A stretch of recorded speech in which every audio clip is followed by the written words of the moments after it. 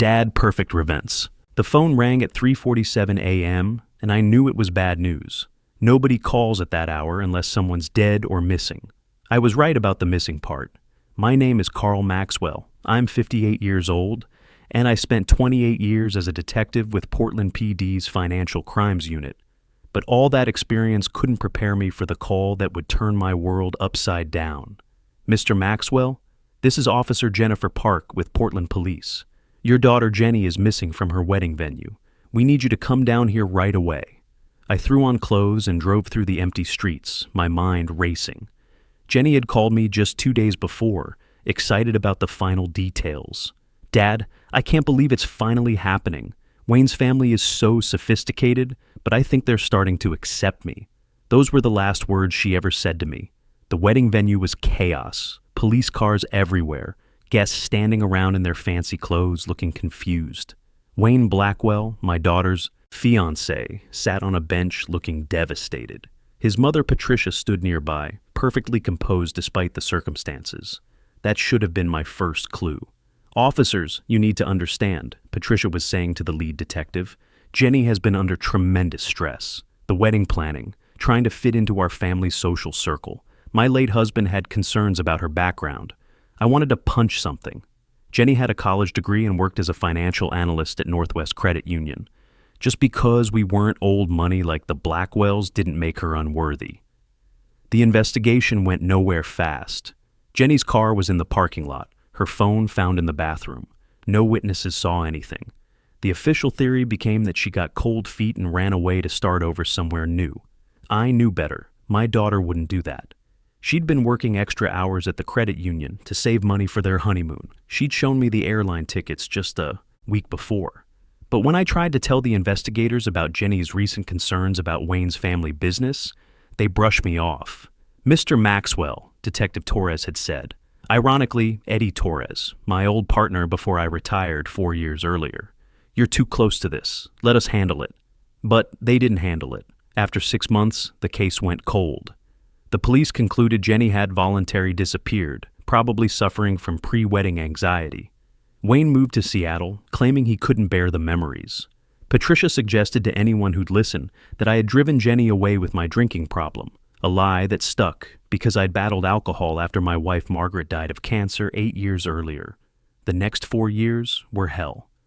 I sold my house because every room reminded me of Jenny, the kitchen where we'd made Sunday breakfast after Margaret died, the garage where I'd taught her to change oil, the backyard where we'd planted roses when she graduated college. I moved into a small apartment and spent my pension on private investigators who all came up empty. Patricia Blackwell's lawyers suggested I was harassing the family when I kept asking questions. Wayne claimed he was keeping Jenny's apartment for when she comes back, but I suspected it was just another way to control the narrative. I started drinking again. Not heavily at first, just enough to sleep through the nights when I couldn't stop thinking about what might have happened to her. But it got worse. By year 3, I was barely functional. My few remaining friends stopped calling. My savings account emptied, paying for PIs who found nothing. By 2024, I was barely hanging on. My apartment was a mess, bills piling up, no hope left. I'd accepted that I'd never know what really happened to Jenny. That's when Eddie Torres showed up at my door on a rainy November evening. I didn't recognize him at first. He'd gained weight. His hair was gray, but those eyes were still sharp. Carl, we need to talk about Jenny. Eddie, don't. I can't handle another false lead. I'm barely keeping it together as it is. This isn't a false lead. I've been working this case on my own time for 3 years. Carl, I think I know what happened to her. My heart stopped. What do you mean? Eddie came inside and pulled out a thick folder.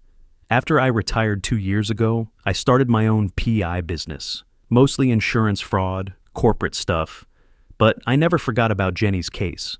Something about that Blackwell family always bothered me. He spread documents across my kitchen table, bank statements, incorporation papers, surveillance photos. Patricia Blackwell isn't just some society lady. She's been running a money laundering operation through her investment company for over a decade. Shell companies, fake transactions, cryptocurrency conversions. They've cleaned about $25 million through real estate and bogus investment schemes. I studied the papers. Even in my deteriorated state, My detective training kicked in. This is sophisticated stuff, Eddie. But what does this have to do with Jenny? Jenny found out. Look at this. He showed me printouts of email records recovered from the credit union's servers. 5 days before the wedding, Jenny sent these messages to her supervisor. She was doing freelance bookkeeping for Wayne's company to earn extra money and noticed discrepancies. Money coming in that didn't match any legitimate business activity. The emails were damning. Jenny had spotted patterns in the financial records that would have exposed the entire operation if she'd reported them to authorities. Irregular deposits, shell company transfers, suspicious cryptocurrency transactions. They couldn't let her talk, Eddie continued, so they made her disappear in a way that wouldn't point back to them. Where is she? My voice came out as a whisper. Is Jenny alive? Eddie met my eyes. I think so. And I think I know where they're keeping her. He pulled out more documents. There's a property management company called Pacific Holdings, registered in Vancouver, Canada. On paper, it looks legitimate. But when I traced the ownership through multiple shell companies, it all leads back to Patricia Blackwell. Canada? They've been smart about this, Carl. Moving her across international borders complicates any investigation. Canadian authorities would need solid evidence of kidnapping to cooperate, and, officially, Jenny's a missing person who left voluntarily. Eddie showed me surveillance photos taken outside a modest apartment building in Vancouver's Kitsilano neighborhood. This building is owned by Pacific Holdings. The property manager is Tony Silva, one of Patricia's enforcers. According to my RCMP contact, there's a woman living in Unit 4B under the name Sarah Coleman. She works part-time for a bookkeeping service that handles accounts for several companies tied to the Blackwell network. The photos showed a woman walking to work, grocery shopping, living what looked like a normal life. But when Eddie enhanced one image, I could see it was Jenny, thinner than before, different haircut, but unmistakably my daughter. They've created a complete false identity for her, Eddie explained. Social insurance number, employment history, even a fake background story about moving from Ontario after a bad divorce. She's been living this life for 4 years, Carl. But why hasn't she tried to contact me? Run away? Eddie's expression darkened. Because they convinced her you're dead. Look at this. He showed me fabricated death certificates, fake obituary clippings, even photoshopped pictures of a funeral. According to the documents, I had died in a car accident 6 months after Jenny disappeared, supposedly while drunk and driving to another failed PI meeting. They told her you couldn't handle losing her and started drinking heavily, that you died because you gave up. Jenny thinks she killed her father by disappearing. The psychological manipulation was brutal and sophisticated. They'd isolated Jenny completely, made her believe that any attempt to return home would be pointless because everyone she loved was gone. There's more, Eddie continued. My contact says she's been under constant but subtle surveillance. Not imprisoned, but watched. She has a handler who poses as a friend, someone who reinforces the story about your death and reminds her that Wayne has moved on and remarried.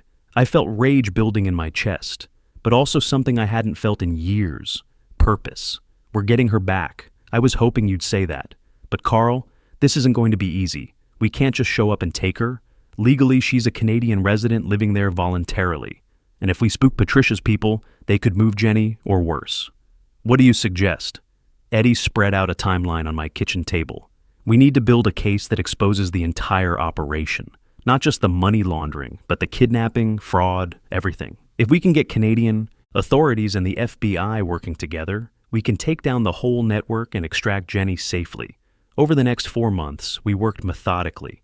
Eddie had contacts in both countries, former colleagues who'd moved to federal agencies, RCMP officers he'd met at international conferences, even a prosecutor in Vancouver who specialized in cross-border financial crimes. I got sober, had to. Jenny would need her father back, not some broken drunk. Eddie helped me prepare, teaching me about digital forensics and international financial law. We worked 16-hour days, building an airtight case piece by piece. The breakthrough came when Eddie's IT contact accessed Patricia's encrypted email server. The woman was arrogant enough to document everything. Instructions to handlers, financial transfers, even discussions about what to do if Jenny became problematic. Carl, look at this message from last month. Eddie showed me a printout. Patricia to Tony Silva. The Coleman woman has been asking too many questions about her past. If she becomes a liability, we may need to implement the permanent solution we discussed. That's when we contacted the FBI. Agent Rebecca Foster from the Financial Crimes Division took one look at our evidence and immediately opened a joint task force with Canadian authorities. This is exactly the kind of sophisticated money laundering operation we've been tracking. Your daughter's case could be the key to dismantling a network that's been operating for over a decade. The plan was complex but elegant. While the FBI built their RICO case, Eddie would travel to Vancouver undercover as a consultant for small businesses. His job would be to make contact with Jenny without alerting her handlers. Meanwhile, I worked with Agent Foster to coordinate the takedown. Patricia was planning a major investor presentation to attract new money to her schemes. We would time everything for maximum impact, exposure, arrests, and asset seizures all happening simultaneously across multiple jurisdictions. Your daughter doesn't know the truth about you being alive, Agent Foster warned me. When we make contact, she's going to be in shock. We need to be prepared for her to resist initially. She's been psychologically conditioned to believe that any contact from her past life is dangerous. Eddie left for Vancouver on a Tuesday morning in October 2024. I waited by my phone, sober for the first time in years, hoping that after 4 years of hell, I was finally going to get my daughter back. The first contact attempt failed. Jenny's handler had trained her well. She immediately reported the strange man asking about her past to Tony Silva. But Eddie had anticipated this. Phase 2, he told me during our encrypted call that night. Tomorrow, I'm going to her workplace with documentation that proves you're alive. Eddie's second approach was brilliant. He waited outside the bookkeeping office where Jenny worked and intercepted her during lunch break. Instead of trying to convince her with words, he simply handed her a manila envelope and walked away. Inside that envelope was proof I was alive, recent photos of me outside my apartment, copies of my lease agreement, even a video message Eddie had recorded of me saying her name. But most importantly, he included documentation of the fake death certificates Patricia's people had created. The phone call came that night at 11:30 p.m. After 4 years of silence, I heard my daughter's voice again. Dad? She was crying. Dad, is this real? Are you really alive? Jenny, baby, yes, I'm here. I've been looking for you every single day for 4 years. But they showed me the death certificate, the funeral photos. They said you started drinking again after I disappeared and crashed your car. I thought I killed you. Never, I managed to say through my own tears. Never, sweetheart. That was all fake. Patricia's people created those documents to keep you from trying to come home. The conversation lasted 2 hours. Jenny told me about her life in Vancouver, how they'd convinced her that everyone back home believed she'd abandoned her family, how her handler, a woman named Maria who posed as a concerned friend, regularly reminded her that Wayne had moved on and that returning would only cause more pain for everyone. Dad, I wanted to call so many times, but they said your phone had been disconnected. They showed me newspaper articles about you being bitter and blaming me for ruining the family. I thought staying away was protecting what was left of our family. The psychological manipulation had been comprehensive and cruel. They had isolated her completely while making her feel responsible for the isolation. Jenny, we're going to get you out of there, but we need to be careful. These people are dangerous, and if they realize you know the truth, they might hurt you. Over the next 3 weeks, Jenny became our inside source. She started documenting everything, the financial records. She processed the fake companies she did books for, conversations with her handlers. She even managed to photograph documents that showed the scope of Patricia's operation. The evidence was staggering. Patricia wasn't just laundering money. She was running a sophisticated network that included investment fraud, real estate manipulation, and tax evasion. They'd stolen retirement funds from elderly investors, manipulated property values to inflate insurance claims, and created dozens of shell companies to hide assets. But the most damning evidence was Patricia's own communications. Eddie's IT contact had given us access to encrypted emails that showed the entire conspiracy. Messages about relocating the Maxwell girl permanently and ensuring no loose ends remain made it clear that Jenny's life was in immediate danger. Agent Foster assembled a task force that included FBI Financial Crimes, the IRS Criminal Investigation Division, and the RCMP's Integrated Proceeds of Crime Unit. The plan was to simultaneously raid Blackwell Investment Group's offices in Portland, while Canadian authorities secured Jenny and arrested her handlers. "We only get one shot at this," Agent Foster warned during our final briefing. "Patricia Blackwell has connections throughout the legal system. If we miss anything, if she gets any advance warning, she'll activate contingency plans that could put your daughter at risk." The operation was scheduled for a Tuesday morning in November 2024. While Patricia conducted a major investor presentation to attract new victims to her schemes, federal agents would be preparing to destroy her empire. But 2 days before the operation, something went wrong. Jenny called in a panic at 2 a.m. "Dad, something's happening. Maria came by tonight and said I need to be ready to relocate again. She said there might be people asking questions about my past, and I need to be prepared to move quickly. They suspected something. Maybe our investigation had left traces, or perhaps Patricia's paranoia was finally justified. Either way, we were running out of time. Jenny, listen to me carefully," I said. "Tomorrow morning, you need to go to work like normal. At exactly 10:30 a.m., walk to the coffee shop on the corner of West 4th and Burrard. Eddie will be there waiting. Don't pack anything, don't leave any notes, just go. Dad, what if they're watching? What if they follow me? Agent Foster has RCMP surveillance teams positioned throughout the area. If anyone tries to stop you, they'll intervene immediately." I spent that night awake, staring at the ceiling, knowing that everything depended on the next 12 hours. If the extraction failed, if Patricia's people moved Jenny before we could act, I might lose her forever. At 6 a.m. Pacific time, I got the call from Agent Foster.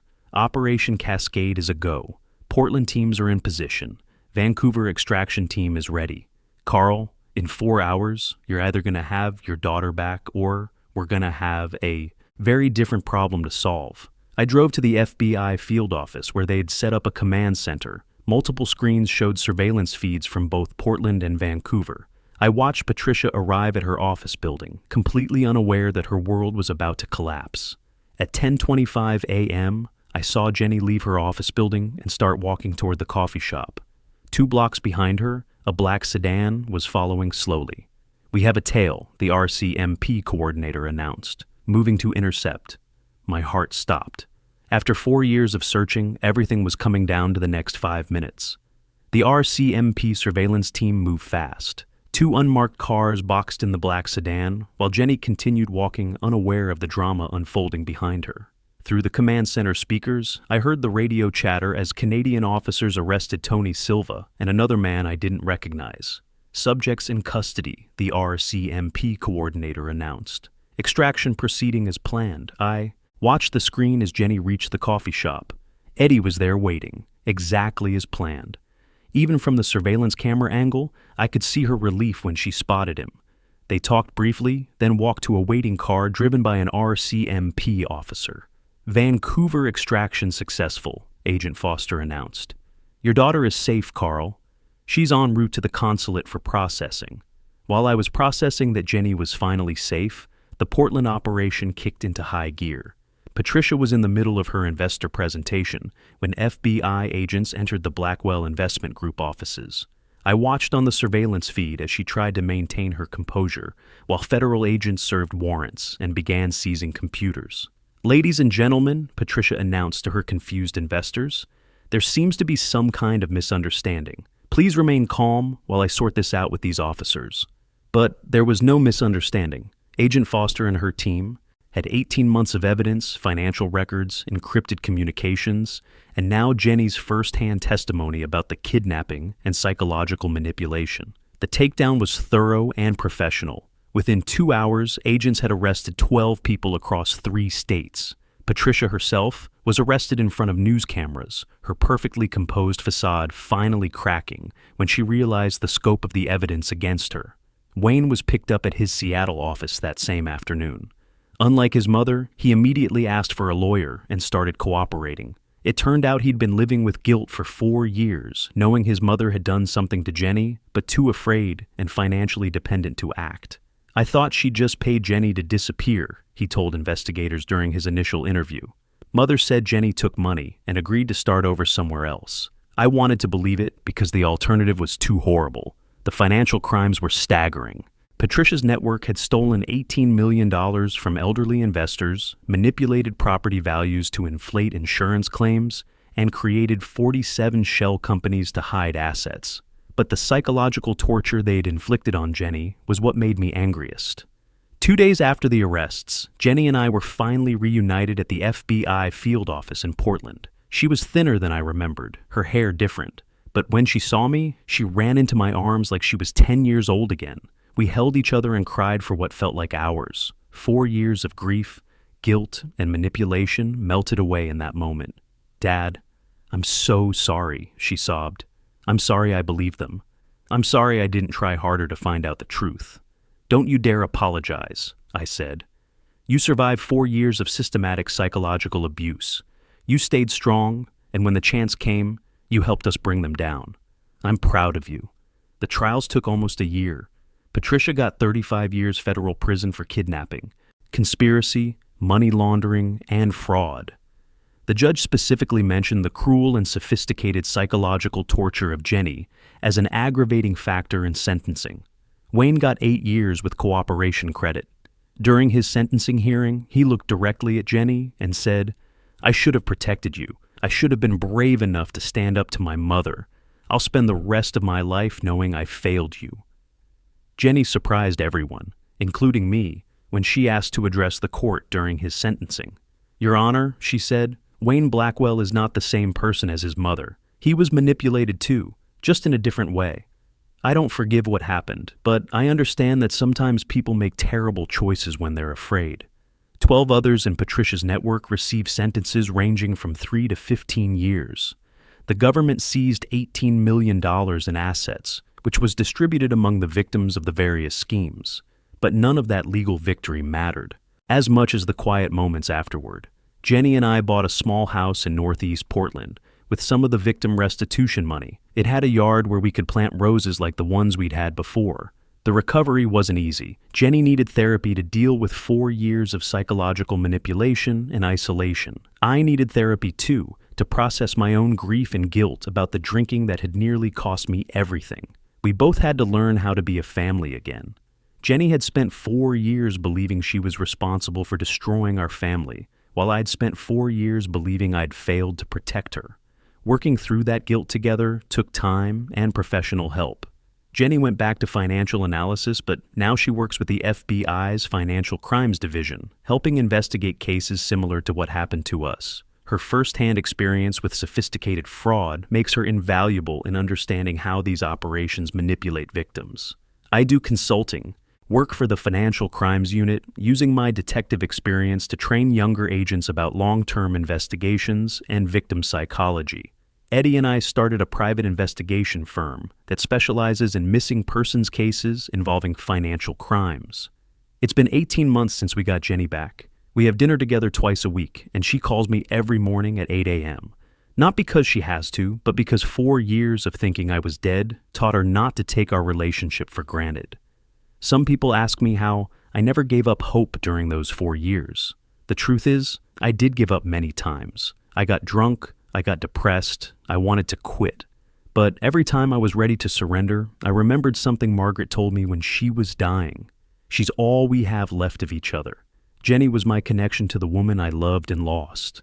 Losing Jenny would have meant losing the last piece of Margaret too. Patricia Blackwell thought she could outsmart a broken-down ex-detective, with drinking problems and no resources. She was wrong about one thing. I wasn't broken down. I was broken, yes, but I was still a father, and I was still a detective. She never had a chance against both. Those roses we planted last spring are blooming now. Every morning when I see them, I'm reminded that sometimes the most important cases take years to solve, but justice has its own timeline. And sometimes love really is stronger than money, power, and even the most sophisticated criminal conspiracy. If you remember nothing else from my story, remember this. Never underestimate what a father will do to save his child, and never believe that money and power can defeat love and professional persistence working together. Because in the end, the most sophisticated criminals always make the same mistake. They think broken people stay broken, but sometimes we're just gathering strength for the fight that matters most.